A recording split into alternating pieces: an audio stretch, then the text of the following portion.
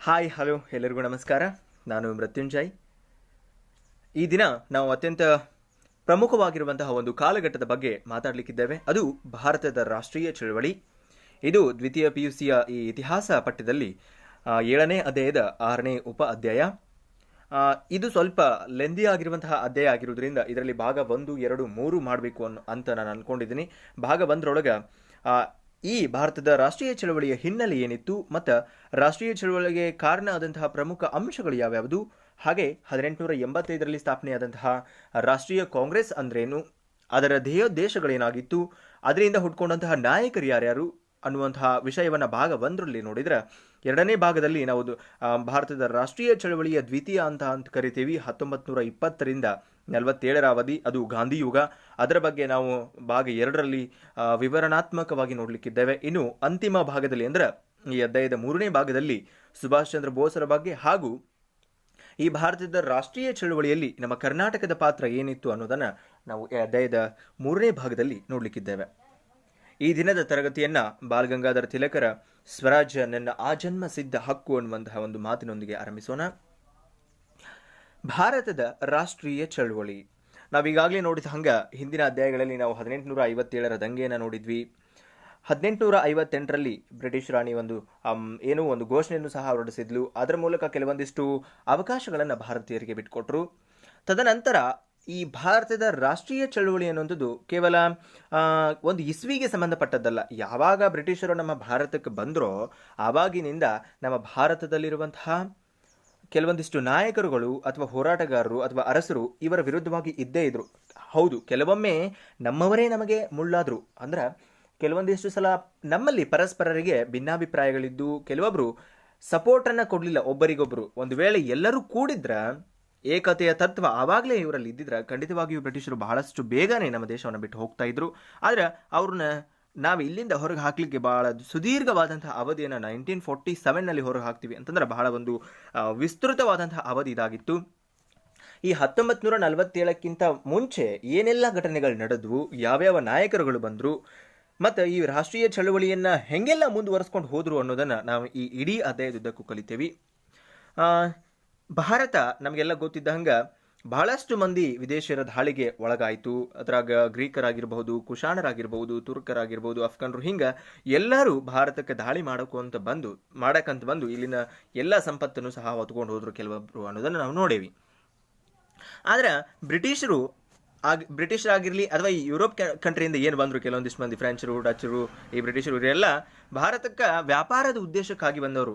ಆದ್ರೆ ಮುಂದೆ ನೋಡ್ರಿ, ಬ್ರಿಟಿಷರು ಭಾರತದೊಳಗನೆ ನೆಲೆಸ್ಕೊಂಡು ಭಾರತವನ್ನ ಆಳುವಷ್ಟರ ಮಟ್ಟಿಗೆ ಬೆಳೆದ್ಬಿಟ್ರು. ಇದು ಒಂದು ರೀತಿ ನಿದ್ರಿಸ್ತಾ ಇದ್ದಂತಹ ಭಾರತೀಯರನ್ನ ಎಬಸ್ತಂಗಾತು. ಯಾಕೆ ಬ್ರಿಟಿಷರು ನಮ್ಮನ್ನೆಲ್ಲ ಇಷ್ಟು ಕೀಳಾಗಿ ಕಾಣಕತ್ತಾರ ಮತ್ತು ಅವ್ರು ಯಾಕೆ ನಮ್ಮ ಮೇಲೆ ಇಷ್ಟು ಸಾರ್ವಭೌಮತ್ವವನ್ನು ಸ್ಥಾಪನೆ ಮಾಡಕತ್ತಾರ ಅನ್ನೋದನ್ನು ನೋಡಿಕೊಂಡು ಎಲ್ಲರೂ ಒಂದು ಒಕ್ಕೊರಲಿನಿಂದ ಮುಂದೆ ಬರ್ತಾರಲ್ಲ, ಅದನ್ನು ನಾವು ಭಾರತದ ರಾಷ್ಟ್ರೀಯ ಚಳವಳಿ ಅಂತ ಹೇಳಿ ಕರೆದೇವಿ. ಇದು ಬಹಳ ವಿಸ್ತೃತವಾದಂತಹ ರಾಜಕೀಯ, ಸಾಮಾಜಿಕ ಮತ್ತು ಧಾರ್ಮಿಕ ಚಳವಳಿಗಳನ್ನು ಒಳಗೊಂಡೈತಿ ನಮ್ಮ ಭಾರತದ ರಾಷ್ಟ್ರೀಯ ಚಳವಳಿ. ಇದು ಯಾವಾಗ ನಿಖರವಾಗಿ ಆರಂಭ ಆಯಿತು ಅನ್ನೋದ್ರ ಬಗ್ಗೆ ನಾವು ಬಹಳ ನಿಖರವಾಗಿ ಹೇಳಲಿಕ್ಕೆ ಸಾಧ್ಯ ಆಗೋದಿಲ್ಲ. ಯಾಕಂದ್ರೆ ಭಾರತದೊಳಗೆ ಬ್ರಿಟಿಷರು ತಮ್ಮ ಸಾಮ್ರಾಜ್ಯವನ್ನು ಸ್ಥಾಪನೆ ಮಾಡಿದಾಗಿಂದನೇ ಇದು ಒಂದು ರೀತಿ ಚಳವಳಿಯವರ ವಿರುದ್ಧ ಆರಂಭ ಆಯಿತು. ಆದರೆ ಒಂದು ರೀತಿ ಯಾವಾಗ 1885ರೊಳಗೆ ಭಾರತದ ರಾಷ್ಟ್ರೀಯ ಕಾಂಗ್ರೆಸ್ ಸ್ಥಾಪನೆ ಆಯಿತು ಆವಾಗ ಇದರ ಮಹತ್ವ ಇನ್ನೂ ಹೆಚ್ಚಾಯಿತು ಅನ್ನೋದನ್ನು ನಾವಿಲ್ಲಿ ಗಮನಿಸಬಹುದು. ಕೆಲವೊಂದಿಷ್ಟು ಈ ಭಾರತದ ರಾಷ್ಟ್ರೀಯ ಚಳವಳಿ ಕಾರಣ ಆಗ್ಬೇಕಂದ್ರೆ ಕೆಲವೊಂದಿಷ್ಟು ಅಂಶಗಳಿದ್ವು. ಯಾವ್ಯಾವುದು ಅಂತಂದ್ರೆ, ಮೊದಲನೇದು ಭಾರತಕ್ಕೆ ಆರ್ಥಿಕ ಹಿನ್ನಡೆ ಆಗ್ತಾ ಇತ್ತು. ಯಾಕಂದ್ರೆ ಭಾರತವನ್ನು ಅವ್ರು ಏನ್ ಮಾಡ್ಕೊಂಡ್ಬಿಟ್ಟಿದ್ರು ಅಂದ್ರೆ ಕಚ್ಚಾ ವಸ್ತುಗಳ ತವರೂರನ್ನಾಗಿ ಮಾಡ್ಕೊಂಡಿದ್ರು ಮತ್ತು ಸಿದ್ಧ ವಸ್ತುಗಳನ್ನು ಮಾಡ್ಕೊಂಡು ಬಂದೆ ಅವನ್ನ ಮತ್ತೆ ಭಾರತದೊಳಗನೆ ಮಾರ್ತಾ ಇದ್ರು. ಇದರಿಂದ ಭಾರತದಲ್ಲಿದ್ದಂತಹ ಅನೇಕ ಗುಡಿ ಕೈಗಾರಿಕೆಗಳು ನಾಶ ಹೊಂದಿದ್ವು. ಬಹಳಷ್ಟು ಮಂದಿಗೆ ನಿರುದ್ಯೋಗಿಗಳಾದ್ರು. ಒಂದು ರೀತಿ ಬಡತನದ ದೇಶ ಆಗಿ ಭಾರತ ಗುರುತಿಸಿಕೊಳ್ಳಲಿಕ್ಕೆ ಪ್ರಾರಂಭ ಆಯಿತು. ಹಾಗಾಗಿ ಬಹಳ ಆರ್ಥಿಕವಾಗಿ ಹಿನ್ನಡೆ ಉಂಟಾಗಲಿಕ್ಕೆ ಒಂದು ಪ್ರಾರಂಭ ಆಗಿತ್ತು ಆರ್ಥಿಕ ಹಿನ್ನಡೆ ಅನ್ನುವಂಥದ್ದು. ಹಾಗಾಗಿ ಇದು ಒಂದು ಸಹ ಪ್ರಮುಖ ಅಂಶ ಆಗಿತ್ತು ಭಾರತದ ರಾಷ್ಟ್ರೀಯ ಚಳವಳಿ ಪ್ರಾರಂಭ ಆಗ್ಲಿಕ್ಕೆ. ಇನ್ನು ಮತ್ತೊಂದು ಅಂಶ ಅಂತಂದ್ರೆ, ಬ್ರಿಟಿಷರು ಭಾರತದೊಳಗ ರಾಜಕೀಯ ಐಕ್ಯತೆಯನ್ನು ಸ್ಥಾಪನೆ ಮಾಡಿದ್ರು. ಜೊತೆಗೆ ಬಹಳಷ್ಟು ವರ್ಷಗಳ ಕಾಲ ಒಂದೇ ರೂಪದ ಆಡಳಿತ ಮತ್ತು ನ್ಯಾಯಾಂಗ ವ್ಯವಸ್ಥೆಯನ್ನು ನೀಡಿದ್ರು. ಹಾಗಾಗಿ ನಮ್ಮ ಭಾರತದ ಬಿಟ್ಟರು ಅವರು ಭಾರತವನ್ನ ಅವರ ಸ್ವಂತ ಆಡಳಿತವನ್ನು ಸ್ಥಾಪನೆ ಮಾಡಿದ್ರು, ನ್ಯಾಯಾಂಗ ವ್ಯವಸ್ಥೆಯನ್ನು ಚಾಲೂ ಮಾಡಿದ್ರು. ಹಾಗಾಗಿ ಇದು ಒಂದು ರೀತಿ ಭಾರತೀಯರನ್ನ ಕೆರಳಿಸ್ತು ಅನ್ನೋದನ್ನ ನಾವಿಲ್ಲಿ ಗಮನಿಸ್ತೇವೆ. ಇನ್ನು ಮತ್ತೊಂದು ಪ್ರಮುಖ ಅಂಶ ಅಂತಂದ್ರೆ ಭಾರತದೊಳಗೆ ಹಿಂದೂಗಳು ಮುಸ್ಲಿಮರು ಇವರೆಲ್ಲರ ನಡುವೆ ಒಂದು ರೀತಿ ಶಿಕ್ಷಣದೊಳಗೆ ಸಾಂಪ್ರದಾಯಿಕ ಪದ್ಧತಿ ಅನ್ನುವಂಥದ್ದು ಇತ್ತು. ಆದರೆ ಬ್ರಿಟಿಷರು ಇಂಗ್ಲಿಷ್ ಶಿಕ್ಷಣವನ್ನು ಒತ್ತಡ ಹೇರಿ ಇವರ ಭಾರತೀಯರ ಮೇಲೆ ಒತ್ತಡದಿಂದ ಇಂಗ್ಲಿಷ್ ಶಿಕ್ಷಣವನ್ನು ಪಡೀಲಿಕ್ಕೆ ನೀವು ಪಡಿಬೇಕು ಅನ್ನುವಂತಹ ಒಂದು ಒತ್ತಡವನ್ನು ಹಾಕ್ತಾರು. ಹಾಗಾಗಿ ಇದು ಒಂದು ರೀತಿ ಶಿಕ್ಷಣದ ವ್ಯವಸ್ಥೆಯ ಮೇಲೆ ಏಕಸ್ವಾಮ್ಯತೆಯನ್ನು ಅವರು ಸ್ಥಾಪನೆ ಮಾಡಲಿಕ್ಕೆ ಪ್ರಾರಂಭ ಮಾಡ್ತಾರೆ. ಉದಾಹರಣೆ ಹೇಳಬೇಕು ಅಂತಂದ್ರೆ ಭಾರತದ ಅನೈಕ್ಯ ರಾಜಕೀಯ ಪರಿಸ್ಥಿತಿ ಏಕೀಕರಣಕ್ಕೆ ಪೂರ್ವದೊಳಗೆ ಇದ್ದಂತಹ ಜರ್ಮನಿ ಮತ್ತು ಇಟಲಿಯಲ್ಲಿ ಇದ್ದಂತಹ ಪರಿಸ್ಥಿತಿ ಹಂಗಿತ್ತು. ಬ್ರಿಟಿಷರ ಆಡಳಿತದ ವಿರುದ್ಧ ಅವರ ಸಫಲತೆ ಮತ್ತು ಏಕೀಕೃತ ಮತ್ತು ಸ್ವತಂತ್ರ ರಾಷ್ಟ್ರದ ಸ್ಥಾಪನೆ ರಾಷ್ಟ್ರೀಯವಾದಿಗಳಿಗೆ ಪ್ರೇರಣೆಯನ್ನು ಕೊಡ್ತು ಇದರ ವಿರುದ್ಧ ಸಿಡಿದೇಳಲಿಕ್ಕೆ ಅನ್ನೋದನ್ನು ನಾವಿಲ್ಲಿ ಗಮನಿಸಬಹುದು. ಇನ್ನು ನಾಲ್ಕನೆಯ ಪ್ರಮುಖ ಅಂಶ ಅಂತಂದ್ರೆ ಭಾರತೀಯರನ್ನ ಅವರು ಬಹಳ ತಾರತಮ್ಯದಿಂದ ನೋಡ್ತಾ ಇದ್ರು. ಅವರನ್ನ ತಾವು ಶ್ರೇಷ್ಠ ಜನಾಂಗದವರು ಅಂತ ಗುರುತಿಸಿಕೊಂಡಿದ್ರು. ಆದ್ರೆ ಭಾರತೀಯರನ್ನ ಬಹಳ ಭೇದ ಭಾವದಿಂದ ನೋಡ್ತಾ ಇದ್ರು, ಜೊತೆಗೆ ಬಹಳ ಕೀಳಾಗಿ ಕಾಣ್ತಾ ಇದ್ರು ಅನ್ನೋದನ್ನ ನಾವಿಲ್ಲಿ ಗಮನಿಸ್ತೇವೆ. ಅವರು ಬರೀ ಭಾರತೀಯರನ್ನ ನಾಯಿ, ಹಂದಿ ಇಂತಹ ಪದಗಳನ್ನು ಉಪಯೋಗಿಸ್ಕೊಂಡು ಬೈತಾ ಇದ್ರು. ಇದೊಂದು ರೀತಿ ಭಾರತೀಯರಿಗೆ ಸಹಿಸಲಾರದ ಒಂದು ನೋವಾಗಿತ್ತು ಅನ್ನೋದನ್ನ ನಾವಿಲ್ಲಿ ಗಮನಿಸಬಹುದು. ಜೊತೆಗೆ ಅವರು ಆಡಳಿತದೊಳಗಾಗಿರ್ಲಿ, ನ್ಯಾಯಾಂಗ ಪದ್ಧತಿಯೊಳಗಾಗಿರ್ಲಿ, ಶಾಸಕಾಂಗದೊಳಗಾಗಿ ಈ ಎಲ್ಲ ಕಡೆಗಳಲ್ಲಿ ಉನ್ನತ ಹುದ್ದೆಗಳನ್ನ ಅವರ ತಗೊಂತ ಇದ್ರು. ಕನಿಷ್ಠ ಕೆಳದರ್ಜೆಯ ಹುದ್ದೆಗಳನ್ನ ನಮ್ಮ ಭಾರತೀಯರಿಗೆ ಕೊಡ್ತಾ ಇದ್ರು. 1858 ಘೋಷಣೆಯೊಳಗ ಭಾರತೀಯರನ್ನ ಸೈನ್ಯ ಮತ್ತು ಆಡಳಿತದೊಳಗೆ ಹೆಚ್ಚಿನ ಸಂಖ್ಯೆಯೊಳಗೆ ಸೇರಿಸಿಕೊಳ್ಬೇಕು ಅಂತ ಹೇಳಿ ಒಂದು ಆಶ್ವಾಸನೆ ಬಂತು. ಆದರೂ ಸಹ ಆ ಆಶ್ವಾಸನೆ ಪ್ರಕಾರ ಅವ್ರು ನಡ್ಕೊಳ್ಳಲಿಲ್ಲ. ಇದು ಒಂದು ರೀತಿ ಭಾರತೀಯರನ್ನ ಕೆರಳಿಸ್ತು. ಹಾಗಾಗಿ ಭಾರತೀಯರು ಮತ್ತಷ್ಟು ಜಾಗೃತರಾಗಿ ಈ ರಾಷ್ಟ್ರೀಯ ಚಳವಳಿಗೆ ಮುಂದೆ ಬರಲಿಕ್ಕೆ ಇದು ಒಂದು ಅಂಶ ಆಗಿತ್ತು ಅನ್ನೋದನ್ನು ನಾವೆಲ್ಲಿ ಗಮನಿಸ್ತೇವೆ. ಇನ್ನು ಮತ್ತೊಂದು ಅಂಶ ಅಂತಂದ್ರೆ ಭಾರತದ ಮೇಲೆ ರಾಜಕೀಯ ಪ್ರಭುತ್ವವನ್ನು ಸ್ಥಾಪನೆ ಮಾಡಲಿಕ್ಕೆ ಬ್ರಿಟಿಷರು ಸರಣಿ ಯುದ್ಧಗಳನ್ನು ಮಾಡಿದ್ರು. ಹಾಗೆ ಕೆಲವೊಂದಿಷ್ಟು ನೀತಿಗಳನ್ನು ಜಾರಿಗೆ ತಂದರು ಅವರು. ಉದಾಹರಣೆಗೆ ಸಹಾಯಕ ಸೈನ್ಯ ಪದ್ಧತಿ ಆಗಿರಬಹುದು, ದತ್ತು ಮಕ್ಕಳಿಗೆ ಹಕ್ಕಿಲ್ಲ ಅನ್ನುವಂಥವಾಗಿರ್ಬೋದು. ಅಧಿಕಾರ ಮತ್ತು ಪ್ರತಿಷ್ಠೆಯನ್ನು ಕಳೆದುಕೊಂಡಂತಹ ರಾಜರು ಈ ಒಂದು ನೀತಿಗಳಿಗೆ ಅನುಗುಣವಾಗಿ ಯಾರು ಅಧಿಕಾರವನ್ನು ಮತ್ತು ಪ್ರತಿಷ್ಠೆಯನ್ನು ಕಳ್ಕೊಂಡ್ರು ಅವರು ಬ್ರಿಟಿಷರ ವಿರುದ್ಧ ತಿರುಗಿಬಿದ್ರು. ಕೆಲವೊಂದಿಷ್ಟು ಮಂದಿ ತಮ್ಮ ಸಾಮ್ರಾಜ್ಯವನ್ನು ಕಳ್ಕೊಂಡ್ರು, ಕೆಲವೊಂದಿಷ್ಟು ಮಂದಿ ತಮ್ಮ ಅಸ್ತಿತ್ವವನ್ನೇ ಕಳ್ಕೊಂಡ್ರು. ಹಾಗಾಗಿ ಇದು ಬ್ರಿಟಿಷರ ವಿರುದ್ಧ ದಂಗೆ ಏಳಲಿಕ್ಕೆ ಇದು ಒಂದು ಸಹ ಪ್ರಮುಖ ಅಂಶ ಆಗಿತ್ತು. ಇನ್ನು ಮತ್ತೊಂದು ಪ್ರಮುಖ ಅಂಶ ಅಂತಂದ್ರೆ ಭಾರತೀಯರಲ್ಲಿ ಮೂಡಿದ ಜಾಗೃತಿ. ಈ 19ನೇ ಮತ್ತು 20ನೇ ಶತಮಾನದ ಅಂತಿಮ ಮತ್ತು 20ನೇ ಶತಮಾನದ ಪ್ರಾರಂಭದೊಳಗೆ ಬಹಳಷ್ಟು ಮಂದಿ ಜಾಗೃತಿಯನ್ನು ಮೂಡಿಸ್ಲಿಕ್ಕೆ ಮುಂದೆ ಬಂದರು ನಮ್ಮ ಭಾರತೀಯರು. ವಿಶೇಷವಾಗಿ ಕೆಲವೊಂದಿಷ್ಟು ಮಂದಿ ಪತ್ರಿಕೆಗಳನ್ನು ಹೊರಗೆ ತಂದರು, ಆ ಮೂಲಕ ಜಾಗೃತಿಯನ್ನು ಮೂಡಿಸಿದ್ರು. ಕೆಲವೊಂದಿಷ್ಟು ಮಂದಿ ಲೇಖನಗಳನ್ನು ಬರೆದ್ರು, ಕವಿತೆಗಳನ್ನು ಬರೆದ್ರು. ಇವೆಲ್ಲ ದೇಶೀಯ ಭಾಷೆಗಳೊಳಗೆ ಪ್ರಕಟ ಆಗಿದ್ದರಿಂದ ಒಂದು ರೀತಿ ಭಾರತೀಯರೊಳಗೆ ರಾಷ್ಟ್ರೀಯ ಭಾವನೆ ಅನ್ನುವಂಥದ್ದು ಮೂಡಲಿಕ್ಕೆ ಅನುಕೂಲ ಆಯಿತು. ಬಹಳಷ್ಟು ಮಂದಿ, ಉದಾಹರಣೆಗೆ ಬಾಲಗಂಗಾಧರ ತಿಲಕ್ ಅಂತವರು ಮರಾಠ ಮತ್ತು ಕೇಸರಿ ಪತ್ರಿಕೆಯನ್ನು ತಂದರು. ಹಿಂಗೆ ಬಹಳಷ್ಟು ಮಂದಿ ರಾಷ್ಟ್ರದ ಒಂದು ಜಾಗೃತಿಯನ್ನು ಮೂಡಿಸ್ಲಿಕ್ಕೆ, ರಾಷ್ಟ್ರದ ಕುರಿತಾದಂತಹ ಏಕತೆಯನ್ನು ಸಾರಲಿಕ್ಕೆ ಮುಂದೆ ಬಂದರು. ಹಾಗಾಗಿ ಇದು ಭಾರತದ ರಾಷ್ಟ್ರೀಯ ಚಳವಳಿ ಪ್ರಾರಂಭ ಆಗಲಿಕ್ಕೆ ಕಾರಣ ಆಯಿತು. ಇನ್ನು ನಮ್ಮ ಭಾರತದ ಇತಿಹಾಸದೊಳಗೆ ಅತ್ಯಂತ ಪ್ರಮುಖವಾದಂತಹ ಒಂದು ಘಟ್ಟ ಅಂತಂದ್ರೆ 1885ನೇ ಇಸ್ವಿ ಒಳಗೆ INC ಸ್ಥಾಪನೆ ಆಗಿದ್ದು. INC ಅಂತಂದ್ರೆ ಇಂಡಿಯನ್ ನ್ಯಾಷನಲ್ ಕಾಂಗ್ರೆಸ್, ಭಾರತೀಯ ರಾಷ್ಟ್ರೀಯ ಕಾಂಗ್ರೆಸ್ನ ಸ್ಥಾಪನೆ ಒಂದು ಇತಿಹಾಸದೊಳಗೆ ಪ್ರಮುಖವಾದಂತಹ ಅಧ್ಯಾಯ. ಇದನ್ನು ಸ್ಥಾಪನೆ ಮಾಡಿದಂಥವರು A.O. ಹ್ಯೂಮ್ ಅಂದ್ರೆ ಆಲನ್ ಆಕ್ಟೇವಿಯನ್ ಹ್ಯೂಮ್ ಅನ್ನುವಂತಹ ಒಬ್ಬ ಬ್ರಿಟಿಷ್ ನಾಗರಿಕ ಸೇವಾಧಿಕಾರಿ ಇದನ್ನು ಭಾರತದೊಳಗೆ ಸ್ಥಾಪನೆಯನ್ನು ಮಾಡಿದ. ಇದು ಕೆಲವೊಂದಿಷ್ಟು ಉದ್ದೇಶಗಳನ್ನು ಸಹ ಹೊಂದಿತ್ತು, ಅದರ ಮುಂದೆ ಹೇಳ್ತೇನೆ ನಾನು. ಇದು 1885 ಸ್ಥಾಪನೆ ಆಯಿತು. ಇದರ ಮೊದಲ ಅಧಿವೇಶನ ನಡೆದದ್ದು 27ನೇ ಡಿಸೆಂಬರ್ 1885 ಮುಂಬೈ ಒಳಗೆ ನಡೀತು. ಕಲ್ಕತ್ತಾದ ಪ್ರಸಿದ್ಧ ಬ್ಯಾರಿಸ್ಟರ್ ಆಗಿದ್ದಂತಹ ಉಮೇಶ್ ಚಂದ್ರ ಬ್ಯಾನರ್ಜಿಯನ್ನ ಅಧ್ಯಕ್ಷತೆಯನ್ನು ವಹಿಸಿಕೊಂಡಿದ್ದರು ಅವರು ಈ ಮೊದಲ ಅಧಿವೇಶನದ್ದು. ಇದರೊಳಗೆ ಬಹಳಷ್ಟು ಮಂದಿ ಭಾರತೀಯರು ಭಾಗವಹಿಸಿದ್ರು. ವಿಶೇಷವಾಗಿ 72 ಮಂದಿ ಪ್ರತಿನಿಧಿಗಳು ಇದರ ಭಾಗವಹಿಸಿದ್ರು. ಕರ್ನಾಟಕದಿಂದನೂ ಸಹ 4 ಮಂದಿ ಇದರೊಳಗೆ ಭಾಗವಹಿಸಿದ್ರು. ಹಾಗಾದ್ರೆ ಈ INCಯ ಉದ್ದೇಶಗಳು ಏನು, ಯಾವ ಉದ್ದೇಶಗಳನ್ನು ಇಟ್ಕೊಂಡು ಭಾರತೀಯ ರಾಷ್ಟ್ರೀಯ ಕಾಂಗ್ರೆಸ್ ಹುಟ್ಟಿತು ಅನ್ನೋದನ್ನು ನಾವು ನೋಡೋದಾದ್ರೆ, ಮೊದಲನೇದು ರಾಷ್ಟ್ರೀಯ ಏಕತೆಯನ್ನು ಪ್ರೋತ್ಸಾಹ ಮತ್ತು ಬಲಪಡಿಸುವಂಥದ್ದು ಇದರ ಆದ್ಯ ಕರ್ತವ್ಯ. ಹಾಗೆ ಧರ್ಮ, ಜಾತಿ, ಪ್ರಾಂತ್ಯ ಈ ಎಲ್ಲವುಗಳ ಆಧಾರದ ಮೇಲೆ ಪೂರ್ವಾಗ್ರಹಗಳೇನಿತ್ತು ನಮ್ಮ ಪೂರ್ವಜರಲ್ಲಿ ಅವುಗಳನ್ನು ಹೋಗಲಾಡಿಸುವಂಥದ್ದು ಸಹ ಇದರ ಉದ್ದೇಶ ಆಗಿತ್ತು. ಭಾರತೀಯರೊಳಗೆ ಆತ್ಮೀಯತೆ ಮತ್ತು ಸ್ನೇಹವನ್ನು ಬಲಪಡಿಸುವಂಥದ್ದು ಮತ್ತು ಬೆಳೆಸುವಂಥದ್ದು ಇದು ಒಂದು ಸಹ ಇದರ ಮುಖ್ಯ ಉದ್ದೇಶ ಆಗಿತ್ತು. ವಿಶೇಷವಾಗಿ ಭಾರತೀಯರಿಗೆ ರಾಜಕೀಯ ಶಿಕ್ಷಣವನ್ನು ಕೊಡುವಂಥದ್ದು ಮತ್ತು ಸಾರ್ವಜನಿಕ ಅಭಿಪ್ರಾಯವನ್ನು ಮೂಡಿಸುವಂಥದ್ದು ಸಹ ಒಂದು ಪ್ರಮುಖ ಉದ್ದೇಶ ಆಗಿತ್ತು. ಸಾರ್ವಜನಿಕ ಅಭಿಪ್ರಾಯಕ್ಕೆ ಸ್ಪಂದಿಸುವಂತೆ ಬ್ರಿಟಿಷರನ್ನು ಒತ್ತಾಯಿಸುವಂಥದ್ದು ಸಹ ಒಂದು ಉದ್ದೇಶ ಆಗಿತ್ತು. ಮತ್ತು ಕೊನೆಗೆ ಇನ್ನೊಂದು ಉದ್ದೇಶವನ್ನು ಇದು ಹೊಂದಿತ್ತು. ಶಾಸನ ಸಭೆ ಮತ್ತು ನಾಗರಿಕ ಸೇವೆಗಳೊಳಗ ಬ್ರಿಟಿಷರು ಭಾರತೀಯರನ್ನು ಹೆಚ್ಚಿನ ಸಂಖ್ಯೆಯಲ್ಲಿ ನೇಮಕ ಮಾಡಿಕೊಳ್ತಾ ಇರಲಿಲ್ಲ. ನೇಮಕ ಮಾಡಿಕೊಳ್ಬೇಕು ಅನ್ನುವಂತಹ ಒಂದು ಉದ್ದೇಶವನ್ನು ಸಹ ಈ ಭಾರತೀಯ ರಾಷ್ಟ್ರೀಯ ಕಾಂಗ್ರೆಸ್ ಹೊಂದಿತ್ತು ಅನ್ನೋದನ್ನು ನಾವೆಲ್ಲಿ ಗಮನಿಸಬಹುದು. ಇನ್ನು ನಮ್ಮ ಭಾರತದ ರಾಷ್ಟ್ರೀಯ ಚಳವಳಿಗೆ ಸಂಬಂಧಪಟ್ಟಂಗೆ ನಾವು ವಿವಿಧ ಹಂತಗಳನ್ನು ಮಾಡ್ತೀವಿ. ಅದರೊಳಗ ನಾವು ಪ್ರಥಮ ಹಂತ, ದ್ವಿತೀಯ ಹಂತ ಮತ್ತು ತೃತೀಯ ಹಂತ ಅಂತ ಕರಿತೀವಿ. ಪ್ರಥಮ ಹಂತವನ್ನ ಮಂದಗಾಮಿಗಳ ಯುಗ ಅಂತ ಕರಿತೀವಿ. ಇದು ಸುಮಾರು 20 ವರ್ಷಗಳ ಕಾಲ ಇದ್ದು 1885ರಿಂದ 1905ರ ಅವಧಿಯೊಳಗೆ. ಆಮೇಲೆ ದ್ವಿತೀಯ ಹಂತ ಅಂದ್ರೆ ತೀವ್ರಗಾಮಿಗಳ ಯುಗ. ಇದು ಎರಡನೇ ಹಂತ. ಇದು 1905ರಿಂದ 20ರವರೆಗೆ 15 ವರ್ಷಗಳ ಕಾಲ ಇತ್ತು. ಇನ್ನು ಮೂರನೆಯ ಒಂದು ಹಂತ ಅಂತಂದ್ರೆ ಅದು ಗಾಂಧಿ ಯುಗ ಅಂತ ನಾವು ಕರಿತೀವಿ. ಇದು 1919 20ರಿಂದ 1947ರ ಅವಧಿಯೊಳಗ ಇತ್ತು ಅನ್ನೋದನ್ನ ನಾವಿಲ್ಲಿ ಗಮನಿಸಬಹುದು. ಇನ್ನು ಈ ಪ್ರಥಮ ಹಂತದ ಬಗ್ಗೆ ನಾವು ನೋಡೋದಾದ್ರೆ, ಮಂದಗಾಮಿಗಳ ಯುಗದ ಬಗ್ಗೆ ನೋಡೋದಾದ್ರೆ, ಕೆಲವೊಂದಿಷ್ಟು ಮಂದಿ 1885ರಿಂದ 1905ರವರೆಗೆ ಬ್ರಿಟಿಷರ ವಿರುದ್ಧ ಪ್ರಾರ್ಥನೆಗಳ ಮೂಲಕ, ಭಿನ್ನಹಗಳ ಮೂಲಕ, ಪ್ರತಿಭಟನೆಗಳ ಮೂಲಕ ಬ್ರಿಟಿಷರ ಮನಸ್ಸನ್ನ ಪರಿವರ್ತನೆ ಮಾಡಿ ಆ ಮೂಲಕ ಸುಧಾರಣೆಯನ್ನು ತರುವಂತಹ ಒಂದು ಉದ್ದೇಶನ ಹೊಂದಿದ್ರು. ಅವರನ್ನ ನಾವು ಮಂದಗಾಮಿಗಳು ಅಂತ ಕರಿತೇವಿ. ಅವರಲ್ಲಿ ಪ್ರಮುಖವಾದಂತಹ ಮಂದಗಾಮಿಗಳು ಅಂತಂದ್ರೆ ದಾದಾಬಾಯಿ ನವರೋಜಿ ಆಗಿರಬಹುದು, ಫಿರೋಜ್ ಶಾ ಮೆಹ್ತಾ ಆಗಿರಬಹುದು, ಸುರೇಂದ್ರನಾಥ್ ಬ್ಯಾನರ್ಜಿ ಆಗಿರಬಹುದು, ಗೋಪಾಲಕೃಷ್ಣ ಗೋಖಲೆ, ಇವರೆಲ್ಲ ಪ್ರಮುಖ ಮಂದಗಾಮಿ ನಾಯಕರಾಗಿದ್ರು ರಾಷ್ಟ್ರೀಯ ಕಾಂಗ್ರೆಸ್ನ ಅಂತ ಹೇಳಿ ನಾವಿಲ್ಲಿ ಗಮನಿಸ್ತೇವೆ. ದಾದಾಬಾಯಿ ನವರೋಜಿ ಇವರನ್ನ ನಾವು ಭಾರತದ ವೃದ್ಧ ಪಿತಾಮಹ ಅಂತ ಕರಿತೀವಿ. ಇವರು 1866ನೇ ಇಸ್ವಿ ಒಳಗ ಈಸ್ಟ್ ಇಂಡಿಯಾ ಅಸೋಸಿಯೇಷನ್ ಅನ್ನುವಂತಹ ಸಂಸ್ಥೆಯನ್ನ ಸ್ಥಾಪನೆ ಮಾಡಿದ್ರು. ಈ ಸಂಸ್ಥೆ ಭಾರತೀಯರ ಬೇಡಿಕೆಗಳನ್ನ ಲಂಡನ್ಗೆ ತಗೊಂಡು ಹೋಗಿ ಬ್ರಿಟಿಷ್ ಪ್ರಜೆಗಳು ಮತ್ತು ಶಾಸಕರ ಮೇಲೆ ಪ್ರಭಾವ ಬೀರುವುದರ ಮೂಲಕ ಭಾರತೀಯರಿಗೆ ಅನುಕೂಲ ಆಗುವಂತಹ ನೀತಿಗಳು ಮತ್ತು ಕಾನೂನುಗಳನ್ನು ಜಾರಿಗೆ ತರುವಲ್ಲಿ ಈ ದಾದಾಬಾಯಿ ನವರೋಜಿಯರು ಸ್ಥಾಪನೆ ಮಾಡಿದಂತಹ ಈ ಒಂದು ಸಂಸ್ಥೆ ಶ್ರಮಿಸಿತು ಅನ್ನೋದನ್ನ ನಾವಿಲ್ಲಿ ಗಮನಿಸಬಹುದು. ಹಾಗೆ ಬ್ರಿಟಿಷ್ ಸರ್ಕಾರಕ್ಕೆ ಇವರು ಮನವಿಗಳನ್ನು ಸಲ್ಲಿಸಿದ್ರು, ಲಂಡನ್ಗೆ ಪ್ರತಿನಿಧಿಗಳನ್ನು ಕಳಿಸಿದ್ರು. ಆದರೆ ಇವರು ಒಂದು ಹೋರಾಟದ ನೀತಿ ಏನಾಗಿತ್ತು, ಅದು ಶಾಂತಿಯುತವಾಗಿತ್ತು ಅನ್ನೋದನ್ನ ನಾವಿಲ್ಲಿ ಗಮನಿಸಬಹುದು. ಬಹಳ ಮುಖ್ಯವಾಗಿ ಬಹಳ ಮಂದಿ ಇವರನ್ನ ಟೀಕಿಸ್ತಾರ.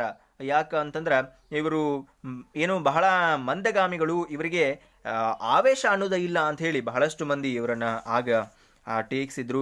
ಆದ್ರೆ ಇವರಿಂದ ನಿರೀಕ್ಷಿತ ಮಟ್ಟದ ಸುಧಾರಣೆಯನ್ನು ಕಾಣ್ಲಿಕ್ಕೆ ಆಗ್ಲಿಲ್ಲ ನಮ್ಮ ಇತಿಹಾಸದೊಳಗೆ. ಮತ್ತು ಭಾರತಕ್ಕೆ ಏನಾದರೂ ಒಳಿತನ್ನ ಮಾಡಬೇಕು ಅನ್ನುವಂಥದ್ರೊಳಗೆ ಇವರ ನಿರೀಕ್ಷಿತ ಮಟ್ಟದ ಒಂದು ಸುಧಾರಣೆಯನ್ನು ಕಾಣಲಿಲ್ಲ. ಅವರ ಮತ್ತು ಶೋಷಣಾತ್ಮಕ ಆಡಳಿತ ಮುಂದುವರಿತು. ಅಫ್ಕೋರ್ಸ್ ಮಂದಗಾಮಿಗಳು ಕೆಲವೊಂದಿಷ್ಟು ಅವರ ಏನು ಕೃತ್ಯಗಳನ್ನ ಬಯಲಿಗೆ ತಂದ್ರು, ಆದ್ರೆ ಭಾರತೀಯರ ಆಸಕ್ತಿಗಳನ್ನ ಪರಿಗಣಿಸೋದ್ರೊಳಗೆ ಸ್ವಲ್ಪ ವಿಫಲತೆಯನ್ನ ಕಂಡ್ರು. ಜೊತೆಗೆ ಕೆಲವೊಂದಿಷ್ಟು ಮಂದಿ ಇವರು ಮಾಡ್ತಾ ಇರುವಂಥದ್ದು ಸರಿಯಲ್ಲ, ಬ್ರಿಟಿಷರು ನಮ್ಮನ್ನ ಆಳ್ತಾ ಇದ್ದಾರೆ, ಅವರ ವಿರುದ್ಧ ಸಿಡಿದು ಹೇಳ್ಬೇಕಾಗಿತ್ತು ಅನ್ನುವಂಥದ್ದನ್ನು ಸಹ ಹೊರಗೆ ಹಾಕಿದ್ರು. ಹಾಗಾಗಿ ಒಂದು ರೀತಿ ಬಹಳಷ್ಟು ಮಂದಿ ಈ ಮಂದಗಾಮಿಗಳು ನಿರೀಕ್ಷಿತ ಮಟ್ಟದ ಒಂದು ಸುಧಾರಣೆಯನ್ನು ತರಲಿಕ್ಕೆ ಆಗಲಿಲ್ಲ. ಇದಾದ ನಂತರ ಬರುವಂಥದ್ದು ದ್ವಿತೀಯ ಹಂತ. ಅದನ್ನು ನಾವು ತೀವ್ರಗಾಮಿಗಳ ಯುಗ ಅಥವಾ ಕ್ರಾಂತಿಕಾರಿಗಳ ಯುಗ ಅಂತ ಕರಿತೀವಿ. 1905ರಿಂದ 1920ರ ಅವಧಿಯನ್ನ ನಾವು ತೀವ್ರಗಾಮಿಗಳ ಯುಗ ಅಂತ ಕರಿತೀವಿ. ಪ್ರಮುಖವಾದಂತಹ ಈ ತೀವ್ರಗಾಮಿಗಳು ಅಂತಂದ್ರೆ ನಾವು ಲಾಲ್ ಬಾಲ್ ಪಾಲ್ ಅಂತ ಕರಿತೇವೆ. ಸಾಮಾನ್ಯವಾಗಿ ಲಾಲಾ ಲಜಪತ್ ರಾಯ್ ಆಗಿರಬಹುದು, ಬಾಲ್ ಗಂಗಾಧರ್ ತಿಲಕ್ ಆಗಿರಬಹುದು ಮತ್ತು ಬಿಪಿನ್ ಚಂದ್ರಪಾಲ್ ಇವರು ಪ್ರಮುಖವಾದಂತಹ ಒಂದು ತೀವ್ರಗಾಮಿ ನಾಯಕರುಗಳಾಗಿದ್ರು. ಇವರು ಹುಟ್ಕೋಬೇಕು ಅಂತಂದ್ರೆ ಈ ತೀವ್ರಗಾಮಿ ಎನ್ನುವಂತಹ ಒಂದು ಈ ವ್ಯವಸ್ಥೆ ಅಥವಾ ಈ ವ್ಯಕ್ತಿಗಳು ಬೆಳಿಬೇಕು ಅಂತಂದ್ರೆ ಕೆಲವೊಂದಿಷ್ಟು ಪ್ರಮುಖವಾದಂತಹ ಕಾರಣಗಳಿದ್ವು. ಯಾಕೆ ಇವರು ಅಸ್ತಿತ್ವಕ್ಕೆ ಬಂದ್ರು ಅಂತಂದ್ರೆ ಅದಕ್ಕೆ ಕೆಲವೊಂದಿಷ್ಟು ಕಾರಣಗಳನ್ನ ನಾವು ನೋಡ್ತೀವಿ. ಇವರು ಹೆಂಗಾದ್ರೂ ಮಾಡಿ ಬ್ರಿಟಿಷರನ್ನ ಹೊರಗೆ ಹಾಕಬೇಕು ಅನ್ನೋಂಥದ್ದು ಒಂದು ಉದ್ದೇಶವನ್ನು ಹೊಂದಿದ್ರು. ಹಾಗಾಗಿ ಅವಿರತವಾಗಿ ಶ್ರಮಿಸಿದಂತಹ ಕೀರ್ತಿ ಇವರಿಗೆ ಸಲ್ತದ. ಕಾರಣಗಳು ಏನೇನು ಅಂತಂದ್ರ ಇವರು ಮಂದಗಾಮಿಗಳು ತಮ್ಮ ಸಂವಿಧಾನಾತ್ಮಕ ಕ್ರಮಗಳಾದಂತಹ ಪ್ರಾರ್ಥನೆ, ಭಿನ್ನಹ ಮತ್ತು ಪ್ರತಿಭಟನೆಗಳಿಂದ ಯಾವುದೂ ಫಲಿತಾಂಶವನ್ನ ಸಾಧಿಸಲಿಲ್ಲ, ವಿಫಲರಾದ್ರು. ನಾನು ಆಗ್ಲೇ ಹೇಳ್ದಂಗ ಇದು ತೀವ್ರಗಾಮಿಗಳನ್ನ ಸಿಟ್ಟಿಗಬ್ಬಸ್ತು. ಮತ್ತು ಮಂದಗಾಮಿಗಳು ಬ್ರಿಟಿಷರ ವರ್ತನೆಯಿಂದ ಭ್ರಮ ನಿರಸವನ್ನಗೊಂಡಿದ್ರು. ಹಾಗಾಗಿ ಇವರು ಈ ತೀವ್ರಗಾಮಿಗಳು ಮಂದಗಾಮಿಗಳ ನಡೆಯನ್ನ ರಾಜಕೀಯ ಭಿಕ್ಷಾಟನೆ ಅಂತ ಹೇಳಿ ಕಟುವಾಗಿ ಟೀಕಿಸಿದ್ರು. ಇದು ಒಂದು ರೀತಿ ಅವರು ವಿಫಲ ಆಗಿದ್ದರಿಂದ ಇವರು ಹುಟ್ಕೊಳ್ಳಿಕ್ಕೆ ಅದು ಒಂದು ಕಾರಣ ಆಯಿತು. ಇನ್ನು ಮತ್ತೊಂದು ಕಾರಣ ಅಂತಂದ್ರೆ 1896ರಿಂದ 98 ಮತ್ತು 1899ರಿಂದ 1901ರ ಅವಧಿ ಒಳಗ ಭಾರತದೊಳಗ ಬರಗಾಲ ಬಿದ್ದಿತ್ತು. ಅಂತಹ ಸಂದರ್ಭದೊಳಗೆ ಬಹಳ ಮಂದಿ ಭಾರತೀಯರು ಮರಣವನ್ನು ಹೊಂದಿದ್ರು. ಬ್ರಿಟಿಷರು ಭಾರತೀಯರಿಗೆ ಯಾವುದೂ ಸಹಾಯವನ್ನ ಮಾಡಲೇ ಇಲ್ಲ. ಅಂತಹ ಸಂದರ್ಭದೊಳಗೆ ಅವರು ಭಾರತೀಯರ ಯೋಗಕ್ಷೇಮದ ಬಗ್ಗೆ ವಿಚಾರಿಸಲಿಲ್ಲ. ಜೊತೆಗೆ ಇದು ಒಂದಿಷ್ಟು ಜೊತೆಗೆ ಬಹಳಷ್ಟು ಮಂದಿ ಪ್ಲೇ ಕಮಿಷನರ್ ರ್ಯಾಂಡನ ಕೊಲೆ ಭಾರತೀಯರ ಆಕ್ರೋಶಕ್ಕೆ ಕಾರಣ ಆಯಿತು. ಜೊತೆಗೆ ರ್ಯಾಂಡನ ಸಾವಿಗೆ ಕಾರಣರೆಂದು ಈ ಬಾಲ್ ಗಂಗಾಧರ್ ತಿಲಕರನ್ನ ಬಂಧನೆ ಮಾಡಿದ್ರು. ಹಾಗಾಗಿ ಇದು ಮತ್ತಷ್ಟು ಕ್ರಾಂತಿಕಾರತೆಯನ್ನ ಹೆಚ್ಚಿಸಿತು ಅನ್ನೋದನ್ನ ನಾವಿಲ್ಲಿ ಗಮನಿಸಬಹುದು. ಇನ್ನು ಮತ್ತೊಂದು ಪ್ರಮುಖ ಕಾರಣ ಅಂತಂದ್ರೆ Calcutta corporation act, official secret act ಮತ್ತು ಇಂಡಿಯನ್ ಯೂನಿವರ್ಸಿಟಿ ಆಕ್ಟ್ ಇವುಗಳ ಪ್ರಕಾರ ಪ್ರತಿಗಾಮಿ ಕ್ರಮಗಳನ್ನು ವೈಸ್ರಾಯ್ ಲಾರ್ಡ್ ಕರ್ಜನ್ ಜಾರಿಗೊಳಿಸಿದ. ಅವನ ಕಾರ್ಯಗಳು ಏನಾಗಿತ್ತು ಅಂತಂದ್ರೆ ಭಾರತೀಯರನ್ನ ಹತ್ತಿಕ್ಕಿ ಬ್ರಿಟಿಷರ ಪ್ರಭುತ್ವವನ್ನು ಹೆಚ್ಚಿಗೆ ಮಾಡುವಲ್ಲಿ ಬಹಳ ಮುಂಚೂಣಿಯೊಳಗಿದ್ವು ಅವ ತಂದಂತಹ ಕಾನೂನುಗಳು. ಕರ್ಜನ್ 1905 ಅಕ್ಟೋಬರ್ 16ರಂದು ಬಂಗಾಳವನ್ನ ಪೂರ್ವ ಬಂಗಾಳ ಅಂದ್ರೆ ಈಗಿನ ಬಾಂಗ್ಲಾದೇಶನ ಐತಿ, ಪೂರ್ವ ಬಂಗಾಳ ಮತ್ತು ಪಶ್ಚಿಮ ಬಂಗಾಳ ಅಂತ ಹೇಳಿ ವಿಭಜನೆ ಮಾಡ್ತಾನೆ.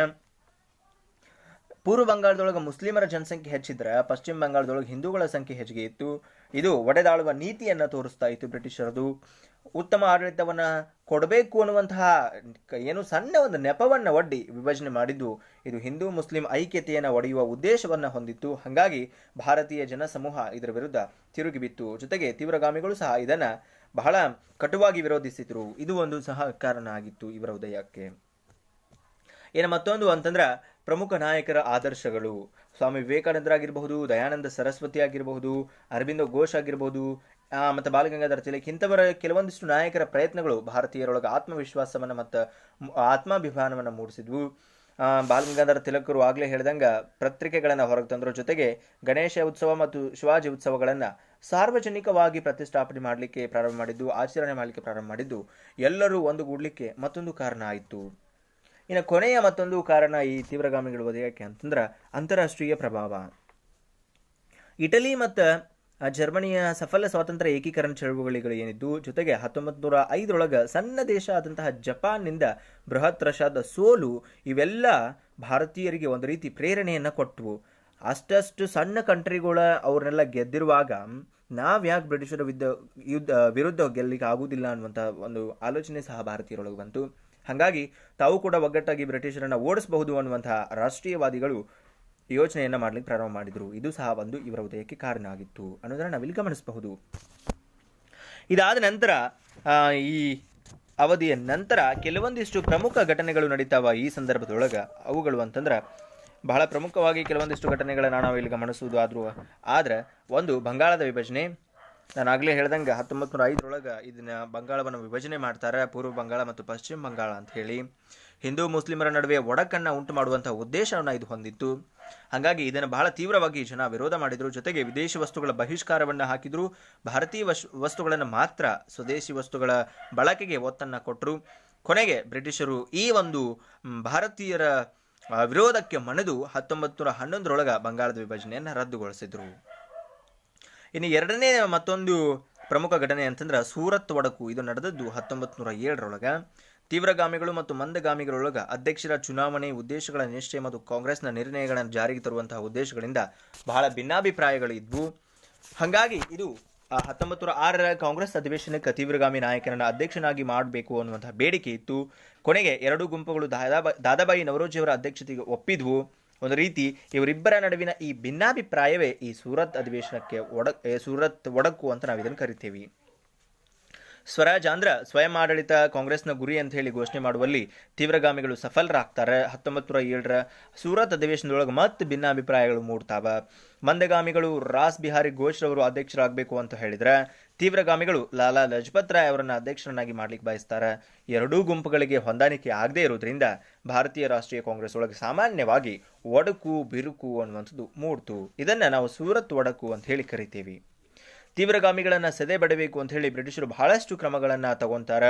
ಅವುಗಳಲ್ಲಿ ಬಹಳ ಪ್ರಮುಖವಾದಂತಹ ಕಾನೂನುಗಳು ಅಂತಂದ್ರೆ ಮೀಟಿಂಗ್ ಆಕ್ಟ್ಸ್, 1907 ಮೀಟಿಂಗ್ ಆಕ್ಟ್ಸ್ ಆಗಿರಬಹುದು. ಆಮೇಲೆ 1908 ಇಂಡಿಯನ್ ನ್ಯೂಸ್ ಪೇಪರ್ ಆಕ್ಟ್ ಆಗಿರಬಹುದು. ಆಮೇಲೆ 1908 ಮತ್ತೊಂದು ಆಕ್ಟ್ ಬರ್ತದೆ, ಕ್ರಿಮಿನಲ್ ಲಾ ಅಮೆಂಡ್ಮೆಂಟ್ ಆಕ್ಟ್ ಅನ್ನುವಂಥದ್ದು. ಜೊತೆಗೆ 1910 ಇಂಡಿಯನ್ ಪ್ರೆಸ್ ಆಕ್ಟ್ ಅನ್ನುವಂಥದ್ದು. ಈ ಎಲ್ಲ ಕಾಯ್ದೆಗಳನ್ನು ಜಾರಿಗೆ ತಂದು ಈ ತೀವ್ರಗಾಮಿಗಳನ್ನ ಹತೋಟಿಗೆ ತರಲಿಕ್ಕೆ ಅವರು ಮುಂದೆ ಬರ್ತಾರು. ಇನ್ನು ಮತ್ತೊಂದು ಪ್ರಮುಖವಾದಂತಹ ಘಟನೆ ಅಂತಂದ್ರೆ ಕ್ರಾಂತಿಕಾರಿ ಭಯೋತ್ಪಾದನೆ. ಈ ಬ್ರಿಟಿಷರ ನೀತಿಗಳು ಭಾರತೀಯರನ್ನ ಕೆರಳಿಸಿದ್ವು. ಹಾಗಾಗಿ ಭಾರತೀಯರ ಭಯೋತ್ಪಾದನೆಯನ್ನ ಉತ್ತೇಜಿಸಲಿಕ್ಕೆ ಒಂದು ರೀತಿ ಅನುಕೂಲಕರ ಆಗಿತ್ತು. ಕ್ರಾಂತಿಕಾರಿಗಳು ತೀವ್ರ ರಾಷ್ಟ್ರೀಯವಾದಿಗಳಾಗಿದ್ರು. ಜಡ ಪ್ರತಿರೋಧಗಳೊಳಗೆ ಅವರಿಗೆ ನಂಬಿಕೆ ಇರಲಿಲ್ಲ. ಬ್ರಿಟಿಷರನ್ನ ಭಾರತದಿಂದ ಓಡಿಸಲಿಕ್ಕೆ ಅವರು ಹಿಂಸಾತ್ಮಕ ಚಟುವಟಿಕೆಗಳು ಸಹ ಸಿದ್ಧರಾಗಿದ್ರು. ಅನೇಕ ಗುಪ್ತ ಸಂಘಗಳು ತಲೆ ಎತ್ತಿದ್ವು ಮತ್ತು ಕೊಲೆಗಳು, ಬಾಂಬ್ ದಾಳಿಗಳು, ಶಸ್ತ್ರಾಸ್ತ್ರಗಳು, ಖಜಾನೆಯ ಲೂಟಿ ಈ ಎಲ್ಲ ಭಾರತೀಯರು ಮಾಡಲಿಕ್ಕೆ ಪ್ರಾರಂಭ ಮಾಡಿದ್ರು. ಹಾಗಾಗಿ ಕ್ರಾಂತಿಕಾರಿಗಳು ಕೋಲಾಹಲವನ್ನು ಉಂಟು ಮಾಡುವಲ್ಲಿ ಸಫಲರಾದರು. ಆದ್ರೆ ಅವರಲ್ಲಿ ಬಹುತೇಕರನ್ನ ದಸ್ತಗಿರಿ ಮಾಡಿದ್ರು, ಗಡೀಪಾರು ಮಾಡಿದ್ರು, ಕೊಂದ್ರು ಮತ್ತು ನೇಣಿಗೆ ಹಾಕಿದ್ರು. ಹಿಂಗ ಅವರು ಒಂದು ಕ್ರಾಂತಿಕಾರಿ ಚಟುವಟಿಕೆಗಳಿಗೆ ತಿಲಾಂಜಲಿಯನ್ನು ಹಾಡಿದರು ಬ್ರಿಟಿಷರು ಅನ್ನೋದನ್ನು ಸಹ ನಾವಿಲ್ಲಿ ಗಮನಿಸ್ತೇವೆ. ಇನ್ನು ಮತ್ತೊಂದು ಪ್ರಮುಖವಾದಂತಹ ಘಟನೆ ಅಂತಂದ್ರೆ ಕೋಮುವಾದದ ಬೆಳವಣಿಗೆ. ನವಾಬ್ ಆಗಾ ಖಾನ್ ನವಾಬ್ ಮೊಹಸಿನ್ ಉಲ್ ಮುಕ್ತ್ 1906 ಅಖಿಲ ಭಾರತ ಮುಸ್ಲಿಂ ಲೀಗ್ ಅಂದ್ರೆ all India Muslim league AIML ಅಂತ ಏನು ಕರಿತೀವಿ ಅದನ್ನು ಸ್ಥಾಪನೆ ಮಾಡಿದ್ರು. ಇದು ಶ್ರೀಮಂತ ನವಾಬರು, ಮಾಲೀಕರು ಮತ್ತು ಸುಶಿಕ್ಷಿತ ಮುಸ್ಲಿಮರ ಒಂದು ಭಾಗವನ್ನ ಪ್ರತಿನಿಧಿಸ್ತಾ ಇತ್ತು. ಲೀಗ್ ಬ್ರಿಟಿಷರಿಗೆ ನಿಷ್ಠೆ ವ್ಯಕ್ತಪಡಿಸ್ತಾ ಅಲ್ಲದನ ಬಂಗಾಳದ ವಿಭಜನೆಯನ್ನು ಒಪ್ಕೊಂತು ಮತ್ತು ಮುಸ್ಲಿಮರಿಗೆ ಪ್ರತ್ಯೇಕ ಮತದಾನದ ಹಕ್ಕನ್ನು ಕೋರ್ತು. ಪಂಜಾಬ್ ಹಿಂದೂ ಸಭಾ 1909 ಸ್ಥಾಪನೆ ಆಯಿತು. ಜೊತೆಗೆ ಇದಾದ ನಂತರ ಲೀಗ್ ಬಂಗಾಳದ ವಿಭಜನೆಯನ್ನು ಸಹ ಇವರು ಒಪ್ಕೊಂಡ್ರು. ಮುಸ್ಲಿಮರಿಗೆ ಪ್ರತ್ಯೇಕವಾದಂತಹ ಮತದಾನ ಹಕ್ಕನ್ನು ಕೊಡಬೇಕು ಅಂತ ಹೇಳಿ ಕೇಳ್ಕೊಂಡ್ರು. ಪಂಜಾಬ್ ಹಿಂದೂ ಸಭಾ 1909 ಸ್ಥಾಪನೆ ಆಯಿತು. ಅಖಿಲ ಭಾರತ ಹಿಂದೂ ಮಹಾಸಭಾದ ಪ್ರಥಮ ಅಧಿವೇಶನ 1909 ಕಾಸಿಂ ಬಜಾರದ ಮಹಾರಾಜರ ನೇತೃತ್ವದೊಳಗೆ ನಡೆಯಿತು. ಮುಸ್ಲಿಂ ಲೀಗ್ನಂತೆ ಹಿಂದೂ ಮಹಾಸಭಾ ಸಹ ಭಾರತೀಯ ರಾಷ್ಟ್ರೀಯ ಕಾಂಗ್ರೆಸ್ನ ವಿರೋಧಿಯಾಗಿತ್ತು ಅನ್ನೋದನ್ನು ನಾವಿಲ್ಲಿ ಗಮನಿಸಬಹುದು. ಹಿಂದೂ ಮಹಾಸಭಾ ಇದು ಮತ್ತು ಮುಸ್ಲಿಂ ಲೀಗ್ ಎರಡೂ ಸಹ ಭಾರತ ರಾಷ್ಟ್ರೀಯ ಕಾಂಗ್ರೆಸ್ ಅನ್ನು ವಿರೋಧಿಸ್ತಾ ಇತ್ತು ಅನ್ನೋದನ್ನು ನಾವಿಲ್ಲಿ ಗಮನಿಸಬಹುದು. ಇನ್ನು ಮತ್ತೊಂದು 5ನೇ ಪ್ರಮುಖವಾದಂತಹ ಘಟನೆ ಅಂತಂದ್ರೆ ಮಿಂಟೋ ಮಾರ್ಲೆ ಸುಧಾರಣೆಗಳು. ಇವು 1909 ಜಾರಿಗೆ ಬಂದಂಥದ್ದು. ಸೆಕ್ರೆಟರಿ ಆಫ್ ಸ್ಟೇಟ್ ಜಾನ್ ಮಾರ್ಲೆ ಮತ್ತು ವೈಸ್ ರಾಯ್ ಮಿಂಟೋ ಅವರಾಗಿದ್ದರಿಂದ ಇವರ ಹೆಸರೊಳಗ ಈ ಸುಧಾರಣೆಯನ್ನ ಕರೆಯಲಾಗಿದೆ. ಈ ಕಾಯ್ದೆಯ ಕೇಂದ್ರೀಯ ಮತ್ತು ಪ್ರಾಂತೀಯ ಸಭೆಗಳಿಗೆ ಚುನಾಯಿತ ಸದಸ್ಯರ ಸಂಖ್ಯೆಯನ್ನು ಹೆಚ್ಚಿಸಿದ್ರು. ಈ ಕಾಯ್ದೆ ಪ್ರಕಾರ ಕೇಂದ್ರ ಮತ್ತು ಪ್ರಾಂತೀಯ ಸಭೆಗಳಿಗಿದ್ದಂತಹ ಚುನಾಯಿತ ಸದಸ್ಯರ ಸಂಖ್ಯೆಯನ್ನ ಹೆಚ್ಚಿಗೆ ಮಾಡಿದ್ರು. ಆದ್ರೆ ಸಭೆಗಳೊಳಗ ಚುನಾವಣೆ ರಹಿತ ಸದಸ್ಯರು ಮತ್ತು ಅಧಿಕಾರಿಗಳ ಸಂಖ್ಯೆಗಿಂತ ಚುನಾಯಿತರ ಸಂಖ್ಯೆ ಕಡಿಮೆ ಆಗಿ ಉಳಿತು. ಇದು ಮುಸ್ಲಿಮರಿಗೆ ಪ್ರತ್ಯೇಕವಾದಂತಹ ಮತದಾನದ ಹಕ್ಕನ್ನು ಸಹ ಕೊಡ್ತು. ಹಿಂಗ ಮುಸ್ಲಿಮರಿಗೆ ಕಾಯ್ದಿಟ್ಟ ಸ್ಥಾನಗಳು ಮತ್ತು ಅವರ ಜನಸಂಖ್ಯೆಗಿಂತ ಹೆಚ್ಚಾಗಿತ್ತು. ಆದ್ರೆ ಮುಸ್ಲಿಮರಿಗೆ, ಹಿಂದೂಗಳಿಗೆ ಇಲ್ಲಿ ಒಂದು ರೀತಿ ತಿಕ್ಕಾಟ ಅನ್ನುವಂಥದ್ದು ಮತ್ತೆ ಪ್ರಾರಂಭ ಆಯಿತು ಅನ್ನೋದನ್ನು ನಾವಿಲ್ಲಿ ಗಮನಿಸಬಹುದು. ಮತ್ತು ಇನ್ನೊಂದು ಪ್ರಮುಖವಾದಂತಹ ಘಟನೆ ಅಂತಂದ್ರೆ ಹೋಮ್ ರೂಲ್ ಲೀಗ್. ಶ್ರೀಮತಿ ಆನಿ ಬೆಸೆಂಟ್ ಮತ್ತು ಬಾಲಗಂಗಾಧರ ತಿಲಕರು ಹೋಮ್ ರೂಲ್ ಲೀಗ್ ಚಳವಳಿನ 1916 ಆರಂಭ ಮಾಡಿದ್ರು. ಸಾರ್ವಜನಿಕ ಸಭೆಗಳಾಗಿರ್ಬೋದು, ಚರ್ಚೆಗಳಾಗಿರ್ಬೋದು, ಭಾಷಣಗಳು, ಕರಪತ್ರಗಳು, ಈ ನಾಟಕಗಳು, ಈ ಎಲ್ಲವುಗಳ ಮೂಲಕ ದೇಶಭಕ್ತಿಯ ಒಂದು ಸ್ವತಂತ್ರ ಕಿಡಿಯ ಒಂದು ಸಂದೇಶವನ್ನ ಎಲ್ಲ ಕಡೆ ಈ ಲೀಗ್, ಹೋಮ್ ರೂಲ್ ಲೀಗ್ ಹರಡ್ತು. ಈ ಚಳವಳಿಯ ಸಂದರ್ಭದೊಳಗ ತಿಲಕರು ಸ್ವರಾಜ್ಯ ನನ್ನ ಆಜನ್ಮ ಸಿದ್ಧ ಹಕ್ಕು, ನಾನು ಅದನ್ನು ಪಡೆದೇ ತೀರ್ತೀನಿ ಎನ್ನುವಂತಹ ಪ್ರಸಿದ್ಧವಾದಂತಹ ಘೋಷಣೆಯನ್ನು ಸಹ ಹೇಳಿದ್ರು. ಬಹಳ ಜನಪ್ರಿಯವಾದಂತಹ ಚಳವಳಿ ಇದಾಗಿತ್ತು. ಹಾಗಾಗಿ ಬ್ರಿಟಿಷರು ಆನಿ ಬೆಸೆಂಟರನ್ನ ದಸ್ತಗಿರಿ ಮಾಡಿದ್ರು. ಆದರೆ ಜನಾಂದೋಲನದ ಒತ್ತಡದಿಂದಾಗಿ ಮತ್ತೆ ಬಿಡುಗಡೆಯನ್ನ ಮಾಡಿದ್ರು ಅನ್ನೋದನ್ನು ನಾವಿಲ್ಲಿ ಗಮನಿಸಬೇಕು. ಇನ್ನು ಮತ್ತೊಂದು ಪ್ರಮುಖವಾದಂತಹ ಸುಧಾರಣೆ ಅಂತಂದ್ರೆ ಮಾಂಟೆಗೋ ಚೆಮ್ಸ್ಫರ್ಡ್ ಸುಧಾರಣೆಗಳು. ಇದು 1919 ಬಂದಂತಹ ಸುಧಾರಣೆಗಳನ್ನು ನಾವು ಈ ಮಾಂಟೆಗೋ ಚೆಮ್ಸ್ಫರ್ಡ್ ಸುಧಾರಣೆ ಅಂತ ಕರಿತೀವಿ. ಇಲ್ಲಿ ಡಯಾರ್ಕಿ ಅನ್ನುವಂತಹ ಒಂದು ವ್ಯವಸ್ಥೆ ಆಡಳಿತ ಅಸ್ತಿತ್ವಕ್ಕೆ ಬಂತು. ಅಂದ್ರೆ ದ್ವಿಸದನ ಶಾಸನ ಸಭೆಗಳನ್ನು ಜಾರಿಗೊಳಿಸಿದ್ರು. ಇದನ್ನ ಡಯಾರ್ಕಿ ಅಂತ ನಾವು ಕರಿತೀವಿ. 144 ಸದಸ್ಯರ ಕೇಂದ್ರ ಸಭೆ, ಅಂದ್ರೆ ಕೆಳಮನೆ 144 ಸದಸ್ಯರಿದ್ರು. ಈಗ 104 ಚುನಾಯಿತ, 40 ಸೀಮಿತ ಸದಸ್ಯ, 104 ಚುನಾಯಿತ ಮತ್ತು 40 ನೇಮಿತ ಸದಸ್ಯರನ್ನ ಇದು ಒಳಗೊಂಡಿತ್ತು. ಹಂಗೆ ಮೇಲ್ಮನೆಯಾದಂತಹ ರಾಜ್ಯಸಭೆ 34 ಚುನಾಯಿತ ಸದಸ್ಯರನ್ನ ಮತ್ತು 26 ನೇಮಿತ ಸದಸ್ಯರನ್ನ ಒಳಗೊಂಡಿತ್ತು. ಅವಾಗ ಈಗ ನಾವು ಲೋಕಸಭೆ ಅಂತ ಕರಿತೀವಿ, ಅವಾಗ ಅದಕ್ಕೆ ಕೇಂದ್ರ ಸಭೆ ಅಂತ ಕರಿತಿದ್ರು. ರಾಜ್ಯಸಭೆಗೆ ನಾವು ಈಗಲೂ ರಾಜ್ಯಸಭೆ ಅಂತ ಹೇಳಿ ಕರಿತೀವಿ. ಇವಿಷ್ಟು ಈ ಒಂದು ಕೆಲವೊಂದಿಷ್ಟು ನಡೆದಂತಹ ಪ್ರಮುಖವಾದಂತಹ ಒಂದು ಘಟನೆಗಳು ಈ ಅಧ್ಯಾಯದಲ್ಲಿ ಬರುವಂಥವು. ಇನ್ನು ಮುಂದಿನ ಭಾಗದೊಳಗೆ ನಾವು ತೃತೀಯ ಹಂತ ಗಾಂಧಿ ಯುಗದ ಬಗ್ಗೆ ನೋಡ್ತೀವಿ. ಗಾಂಧೀಜಿಯವರ ಜೀವನ, ಭಾರತಕ್ಕೆ ಅವರು ಬಂದದ್ದು, ಅವರು ಕೈಗೊಂಡಂತಹ ಸತ್ಯಾಗ್ರಹಗಳು, ತಂದಂತಹ ಸುಧಾರಣೆಗಳು, ಅನುಸರಿಸಿದಂತಹ ತತ್ವಗಳು, ಈ ಎಲ್ಲ ವಿಚಾರಗಳ ಬಗ್ಗೆ ನಾವು ಮುಂದಿನ ಭಾಗದಲ್ಲಿ ಮತ್ತೆ ಅಧ್ಯಯನವನ್ನು ಮಾಡೋಣ. ಧನ್ಯವಾದಗಳು.